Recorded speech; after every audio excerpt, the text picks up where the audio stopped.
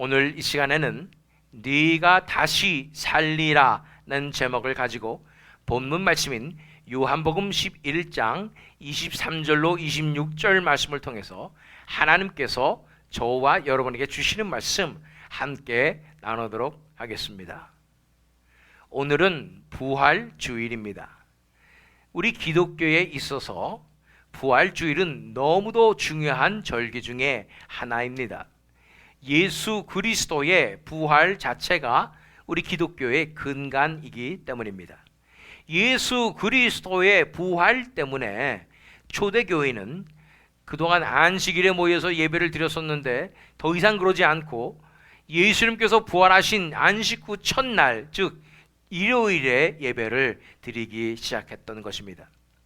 또한 사순절로 시작해서 종려주일과 고난주간 및 성금요일을 거쳐서 부활주일로 이어지는 이 절기는 해마다 크리스찬들이 기쁨으로 기념하는 축제와도 같다고 볼 수가 있습니다.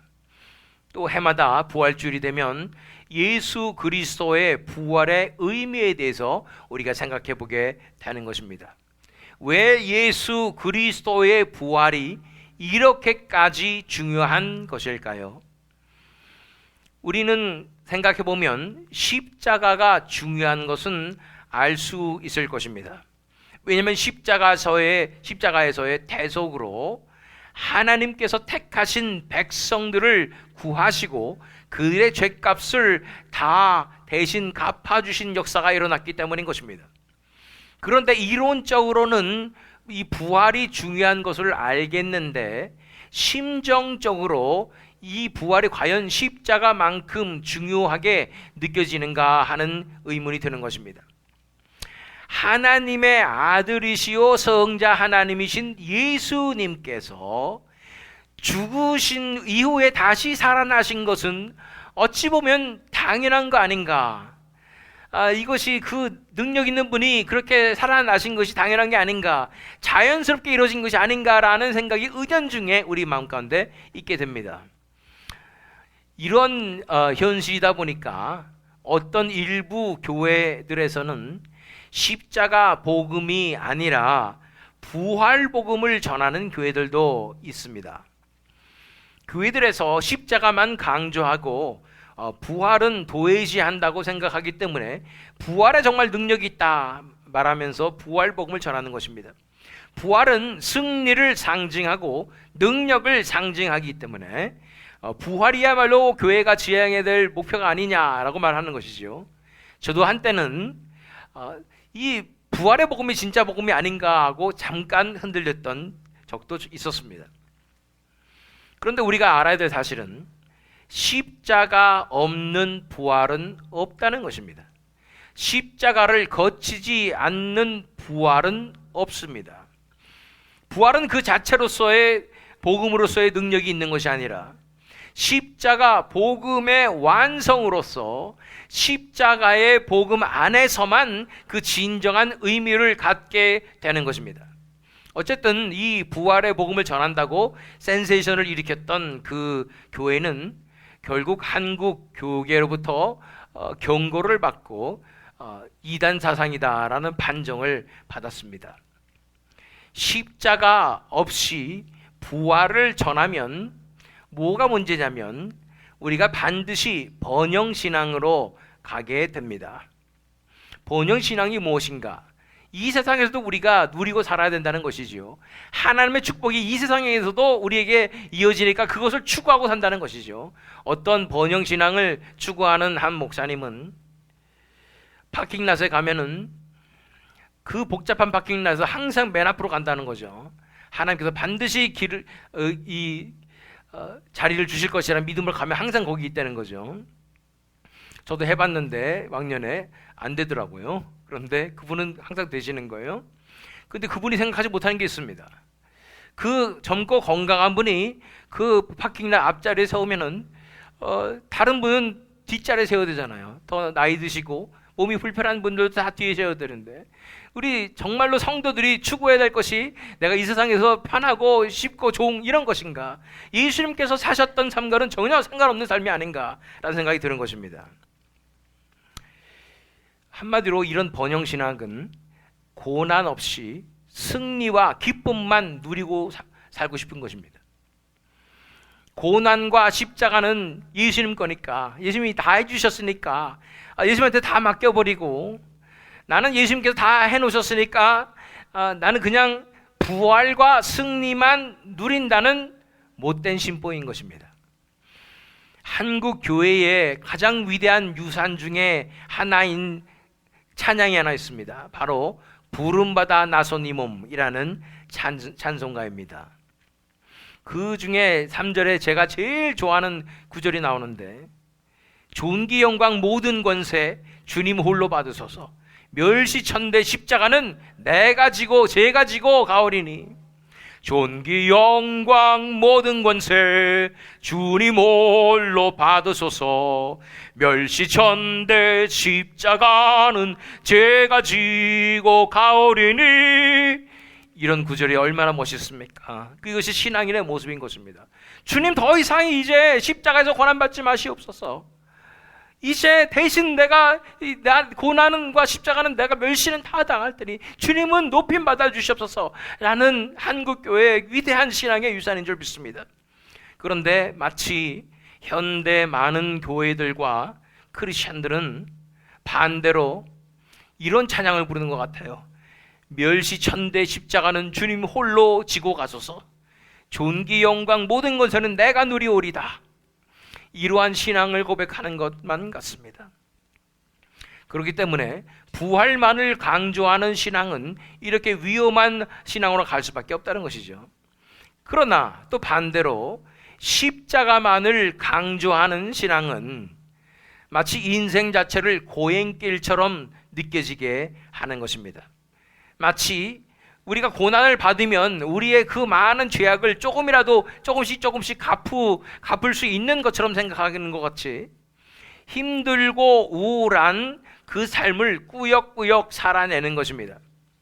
이런 신앙으로 살아가면 필연적으로 율법주의의 늪으로 우리가 이끌리게 됩니다. 금욕주의와 도덕적 청결주의로 우리를 얽매이게 하는 것입니다. 우리가 뭘 해야 되고, 우리가 어떻게 열심히 살아야 되고, 이러한 우리의 자아가 앞서는 율법주의로 나갈 수 있다는 것입니다.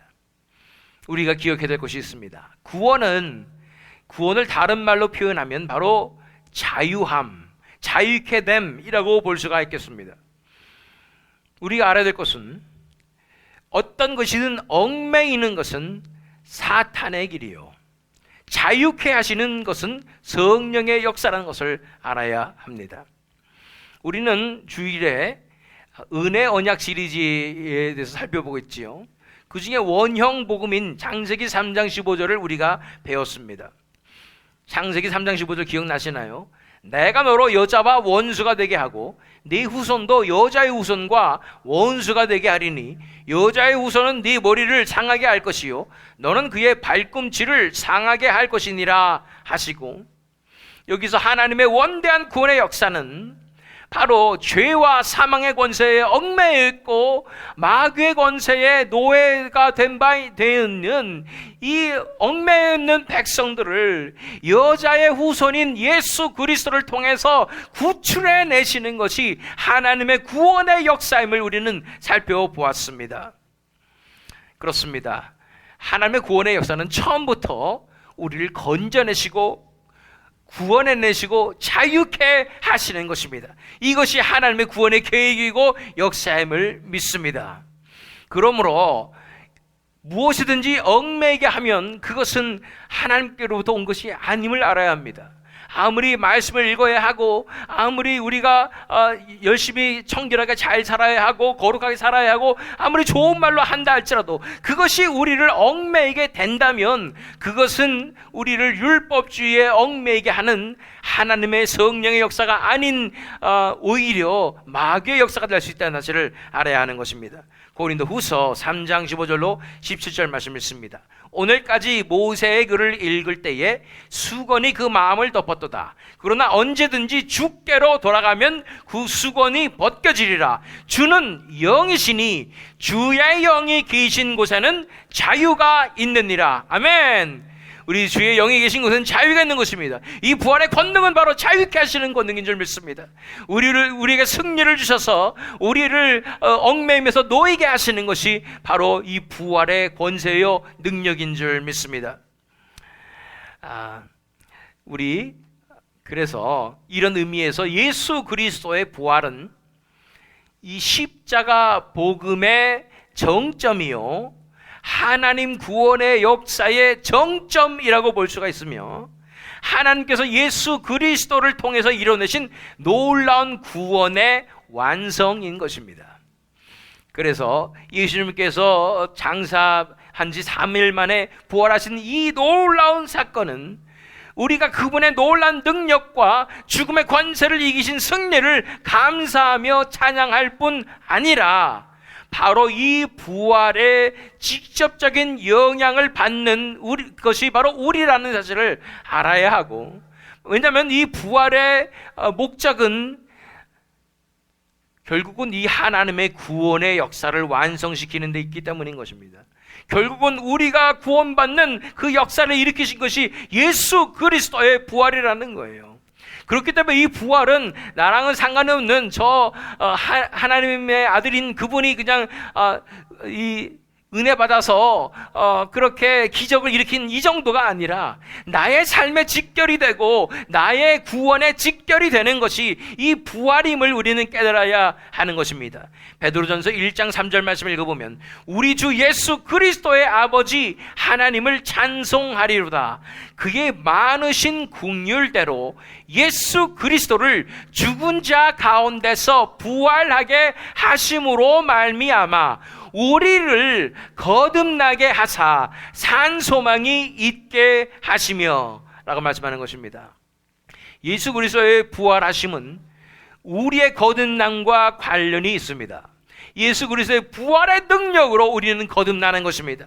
그렇기 때문에 오늘은 이 부활의 의미에 대해서 우리가 함께 묵상하면서, 본문 말씀 통해서 묵상하면서 우리에게 구원을 약속하시고 부활을 약속하시는 예수 그리스도의 선포를 통해서 예수 그리스도의 부활의 놀라운 은혜와 경륜을 깨닫는 우리 모두가 되기를 축원합니다. 오늘 본문 말씀이 요한복음 11장 말씀인데 배경이 뭐냐면은 이 세 남매 아시죠? 마리아와 마르다와 나사로. 근데 오라버니인 나사로가 죽게 되었습니다. 죽을 만큼 아프다는, 위중하다는 소식을 예수님께서 들으시고는 예수님께서 하신 것은 빨리 가서 고쳐주자가 아니라 이틀을 더 기다리시고 유하셨습니다.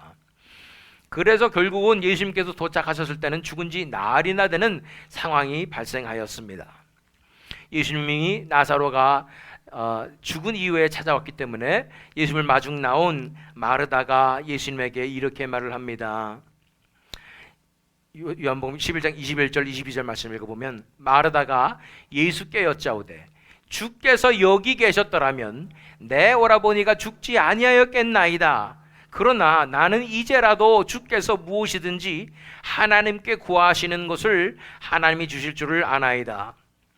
마르다는 분명히 알고 있었습니다. 예수 그리스도의 능력을 알고 있었고, 그렇기 때문에 예수님만 계셨다면 분명히 오라버니가 살아날 수 있었을 것입니다. 그러면서 하는 말이, 그러나 나는 이제라도 주께서 무엇이든지 하나님께 구하시는 것을 하나님이 주실 줄을 아나이다 라고 말을 했습니다. 예수님께서 무엇이든지 하나님께 구하는 것을 하나님이 들어주실 것을 내가 믿습니다. 왜 이런 말을 했을까요?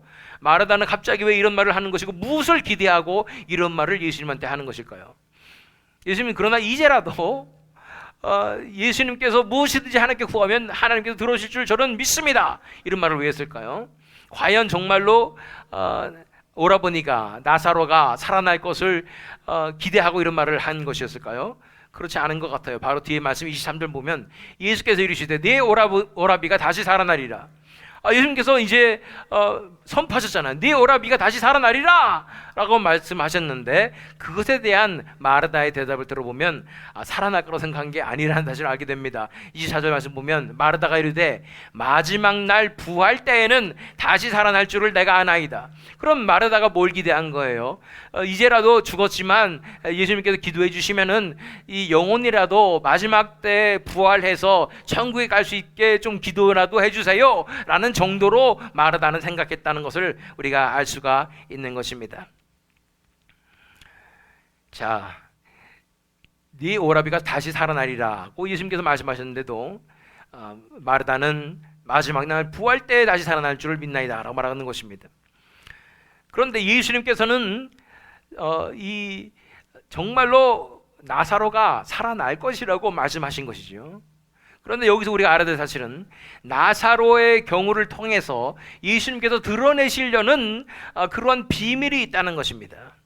그것은 무엇이냐면 나사로의 죽음과 다시 살아나는 것을 통해서 일부러 이렇게 하시는 거 우리 다 알고 있잖아요. 이렇게 해서 결국 예표가 되는 것은 바로 예수 그리스도의 죽음과 부활을 예표하는 사건이 될 것이라고 말씀해 주시는 것이고, 또한 이 믿는 자에게 주어질 진정한 부활의 생명, 새 생명에 관해서 예표하고 있다는 것입니다. 그래서 예수님은 단지 이 나사로가 이 죽음에서 살아날 것을 말씀하고 계실 뿐 아니라 우리 성도들에게 주어질 진정한 부활의 생명, 새 생명에 대해서 선포하고 계시는 것입니다. 25절 보니까 예수께서 이르시되 나는 부활이요 생명이니 라고 말씀하고 있는 것입니다. 예수님께서 내가 부활이다 말씀하시는 거예요. 내가 생명이라고 말씀하는 것입니다. 내 자체가 생명이다. 나는 생명 그 자체이다 라고 말씀하시는 것입니다. 그러니 생명은 나로 인하여 주어지는 것이고, 내가 생명을 주관하는 창조주일 뿐 아니라 내가 나의 생명을 너에게 나눠주겠노라고 말씀하시는 것입니다. 우리 요한복음 6장 53절로 55절 말씀을 읽어보면 예수께서 이르시되 내가 진실로 진실로 너희에게 이르노니 이인자의 살을 먹지 아니하고 이인자의 피를 마시지 아니하면 너희 속에 생명이 없느니라. 내 살을 먹고 내 피를 마시는 자는 영생을 가졌고 마지막 날에 내가 그를 다시 살리리니 내 살은 참된 양식이요 내 피는 참된 음료로다. 예수님께서 생명을 나눠주시는데 내가 곧 생명이라 말씀하셨잖아요. 내가 부활이요 생명이라고 말씀하셨을 때 그 생명이라는 뜻은 뭐냐면 내가 그 생명 자체이기 때문에 내가 내 몸을 다 떼어줘서 너희에게 먹이노라 말씀하시는 것이고, 내가 내 피를 다 흘려서 너희에게 마시우노라고 말씀하는 것입니다. 내 살을 먹고 내 피를 마시는 자는 영생을 얻는다고 말씀하는 것입니다. 내가 너희에게 나눠주는 생명은 이 새 생명이라고 말씀하시며 영생이라고 말씀하시는 거예요. 그것이 예수님께서 우리에게 부어주시는 부활의 생명이요, 이것을 예수님께서 지금 마르다에게 선포하고 계시는 것입니다. 25절 다시 예수께서 이르시되 나는 부활이요 생명이니 나를 믿는 자는 죽어도 살겠고 라고 말씀하고 있습니다. 물론 나사로가 살아날 것이라는 것에 대해서 말씀하시는 것이지만 또한 이제 성도들이 받게 될 새 생명, 다시 살아나는 거듭남의 역사에 대한 선포의 말씀인 줄 믿습니다. 진정한 부활의 역사가 우리의 삶 가운데 이제 일어나게 된다고 말씀하여 주시는 것입니다. 나를 믿는 자는 죽어도 살겠고 죄와 범죄함으로 우리가 죽었지만 우리가 살아날 것이라고 말씀하여 주시는 것입니다. 이 생명에 대해서 에스겔서에서 이렇게 말씀하고 있습니다. 에스겔 36장 26절로 27절 말씀. 또 새 영을 너희 속에 두고 새 마음을 너희에게 주되 너희 육신에서 굳은 마음을 제거하고 부드러운 마음을 줄 것이며 또 내 영을 너희 속에 두어 너희로 내 율례를 행하게 하리니 너희가 내 규례를 지켜 행할지라. 예수님께서 주시는 생명은 아예 새 영을 부어주시는 것입니다. 예수님의 생명을 나눠주심으로 말미암아 우리에게 새 마음을 부어주시는 것입니다. 우리의 마음은 도저히 고쳐줄 수 없는 타락한 마음입니다. 그렇기 때문에 가망이 없어요. 우리는 생각하는 것마다 다 악하며 우리의 모든 동기는 다 이기적인 것밖에 없어서 진정으로 구원으로 생명으로 나갈 수 없는 자들입니다. 그런데 우리가 구원받을 수 있는 유일한 길은 우리에게 새 생명이 부어지는 것입니다. 새 영이 부어지는 것입니다. 새 마음을 주시는 것입니다. 그래서 그 예수님께서 주시는 생명으로, 예수님께 주시는 영으로, 새 영으로, 나의 영, 하나님의 영으로 우리가 변화되게 되는 것이 우리가 가질 수 있는 유일한 소망인 줄 믿습니다. 그것을 주시겠다고 말씀하시는 거예요. 예수님께서 십자가에서 죽으심으로 예수님의 그 생명을 우리에게 나눠주시고 부활하심으로 그 권능으로서 우리에게 이런 놀라운 부활의 새 생명을 부어주신다고 말씀하여 주시는 것입니다. 자, 그러면서 26절 보니까 무릇 살아서 나를 믿는 자는 영원히 죽지 아니하리니 이것을 네가 믿느냐. 이 말씀을 왜 하셨을까? 물론 다 말이 되는 말이긴 한데 나사로는 살아있지 않았잖아요. 이미 죽은 지 나흘이나 됐는데 나사로한테 한 얘기도 아니고 무릇 살아서 나를 믿는 자는 영원히 죽지 아니라, 이 말이 진짜 이루어졌나요? 인류 역사상 안 죽은 사람이 누가 있어요? 심지어는 우리 주 예수 그리스도까지도 십자가에 돌아가셨잖아요. 그리고 부활하셨지만 살아서 나를 믿는 자는 영원히 죽지 아니하는다라는 말씀이 무슨 뜻일까? 여기서 우리가 볼 수 있는 것은 이것은 우리의 단순한 육체의 생명이 아니라는 사실을 알 수가 있는 것입니다. 그렇지 않으면 왜 이런 거짓말 같은 얘기를 왜 하셨겠어요? 그런데 이것은 예수님께서 주시는 그 생명을 말씀하시는 거예요. 무릇 살아서 나를 믿는 자는 영원히 죽지 않는 그 생명을 가지게 된다고 말씀하는 것입니다.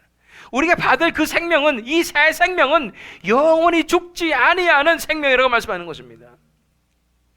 영원히 죽지 않고 소멸되지도 않는 바로 그 예수님의 생명인 것입니다. 그 영생이 나에게 주어져서 그 영생으로 영원히 살아서 사람 삶으로 죽어서도 그 영생이 이어져서 영원토록 살게 된다고 말씀하여 주시는 것입니다. 자, 다시 한번 요한복음 6장으로 돌아가서 47절로 50절 말씀 읽겠습니다.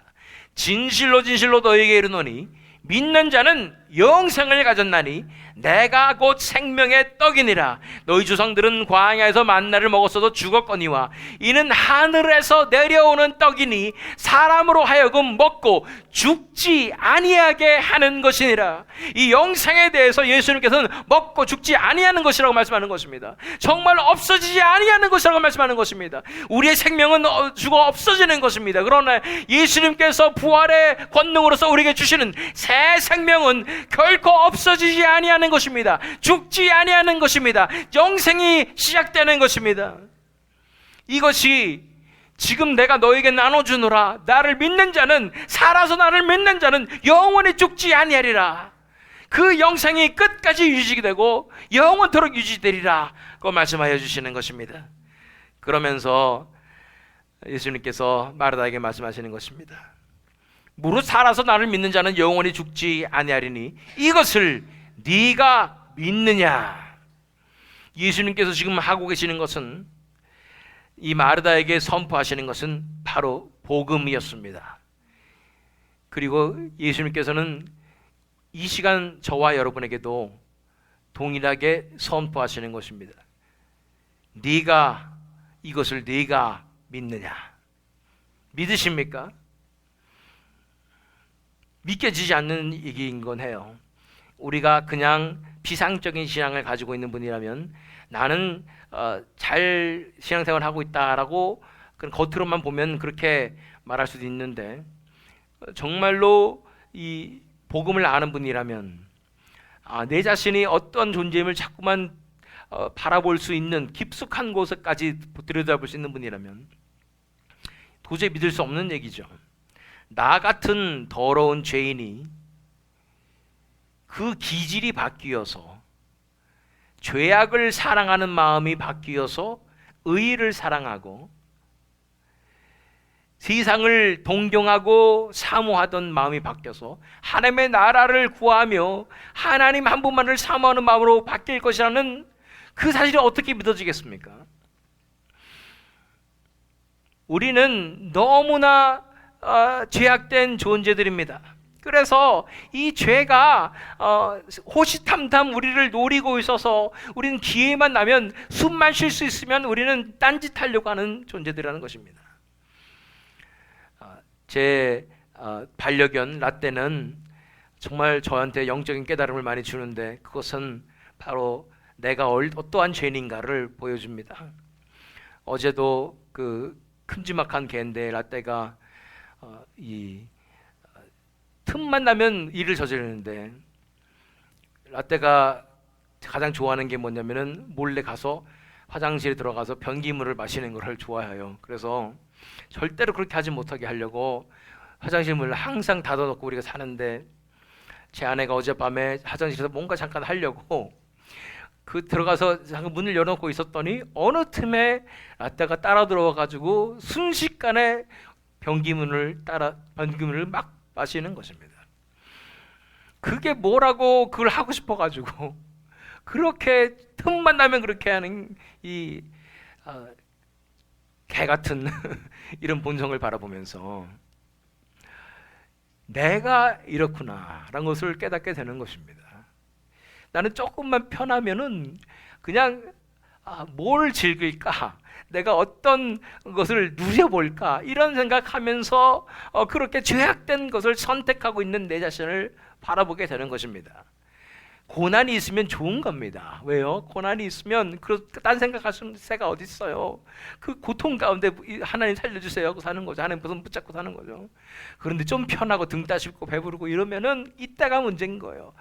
틈만 나면은 숨 쉴 공간만 있으면 우리는 딴 생각하고 화장실 들어갈 때와 나올 때 다르고 이러면서 그렇게 죄악된 마음으로 나가는 게 우리인데 이런 우리가 바뀌어서 틈만 나면 하나님을 찬양하고 싶고 사모하고 싶고 하나님의 나라를 사모할 수 있다고요? 이게 말이 되는 것입니까? 이런 변화가 정말 일어날 수 있다고요? 우리 스스로는 죽었다 깨어나도 안 돼요. 아무리 돌을 30년, 40년 아니면 100년을 닦아도 안 됩니다. 우리 인간의 힘으로 절대로 안 되는 것이 우리 기질 자체가 바뀌질 않아요. 사람은 절대로 변하지 않는다는 것이 만고의 진리 아니겠습니까?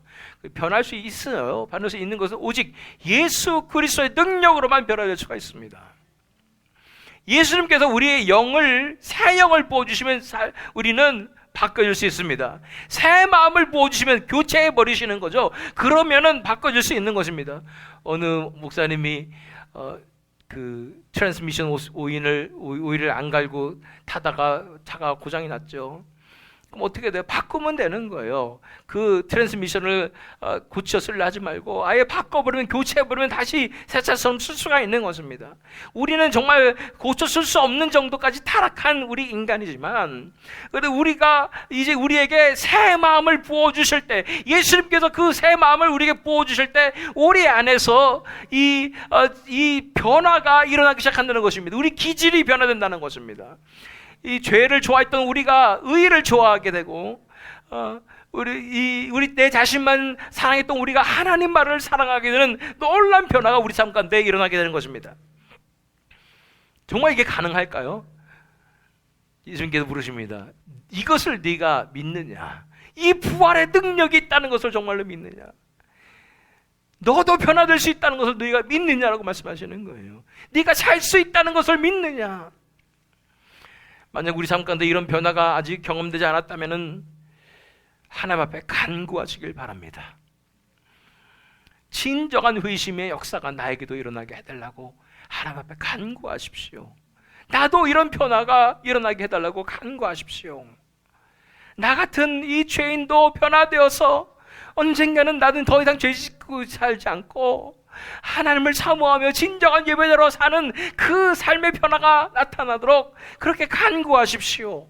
나에게 새 영을 부어주시고 나에게 새 마음을 부어주셔서 나도 이제는 하나님을 따라가는 예수 그리스도의 제자로서 살아갈 수 있는 그 변화를 나에게 일으켜 주시옵소서. 나에게 예수님의 생명을 부어주시옵소서라고 간절히 구하시기를 바랍니다. 이렇게 간구하는 자에게 반드시 예수님께서 응답하여 주십니다. 제가 말씀드렸죠. 얼마나 오래 걸릴지 모릅니다. 어떤 분들은 며칠이 걸린 분이 있고 몇 주가 걸린 분이 있고 몇 달이 걸린 분이 있고 몇 년이 걸린 분이 있습니다. 그러나 끝까지 포기하지 않고 간구할 때 하나님께서 그 놀라운 변화의 역사를 일으켜주시는 것을 우리는 회심이라고 부르는 것이고, 그 진정한 회심을 경험한 자들은 삶이 온전히 방향이 바뀌어버리는 것입니다. 내게 새 생명이 주어지는 것입니다. 그거가 거듭나는 거예요. 정말로 변화되는 것입니다. 만약 우리 인생 가운데 그런 회심의 역사를 경험하셨다면, 근데 나는 왜 지금 이렇게 살고 있는가? 왜 이렇게 난 능력이 없는가? 마귀는 우리의 실패의 경험을 붙잡고 너는 결코 더 이상 변화될 수가 없다라는 그런 이 속임수로 우리를 얽매이고 있는 것입니다. 속지 마십시오. 예수님께서 새 마음을 부어주시고 새 믿음을 부어주시면, 새 생명을 부어주시면 변화될 수 있습니다. 우리 스스로는 절대로 안 되지만 예수님께서 해주시면 되는 거예요. 그걸 믿으십시오. 변화될 수 있습니다. 변화되지 않는 것이 비정상입니다. 그렇기 때문에 우리는 믿음으로 나아가야 됩니다. 이것을 내가 믿느냐, 믿음이 이 천국을 여는 열쇠가 되는 것입니다. 그래서 우리에게 주시는 이 새 생명을 믿음으로 붙잡아야 하는 줄로 믿습니다. 그 믿음에서 우리가 잘 알고 있는 요한복음 3장 16절 말씀, 우리가 다 함께 한번 읽어볼까요? 시작. 하나님이 세상을 이처럼 사랑하사 독생자를 주셨으니 이는 그를 믿는 자마다 멸망하지 않고 영생을 얻게 하려 하심이라.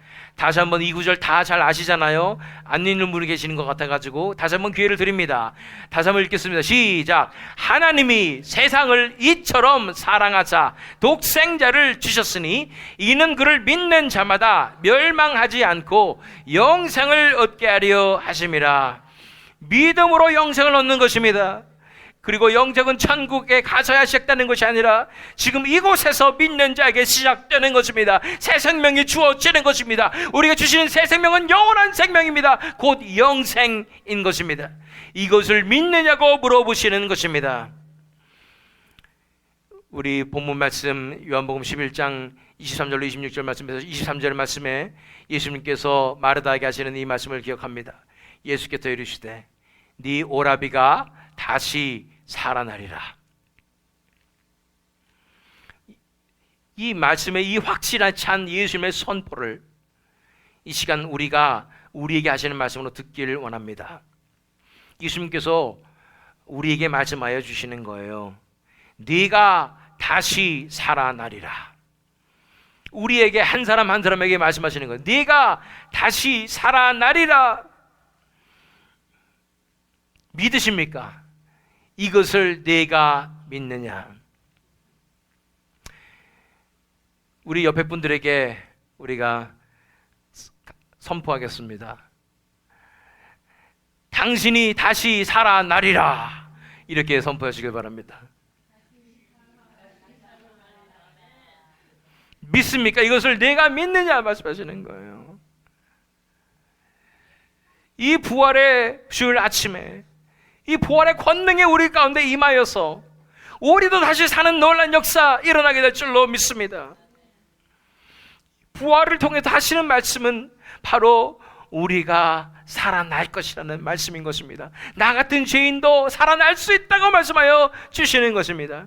마지막으로 고린도전서 15장 20절로 22절 말씀 읽겠습니다.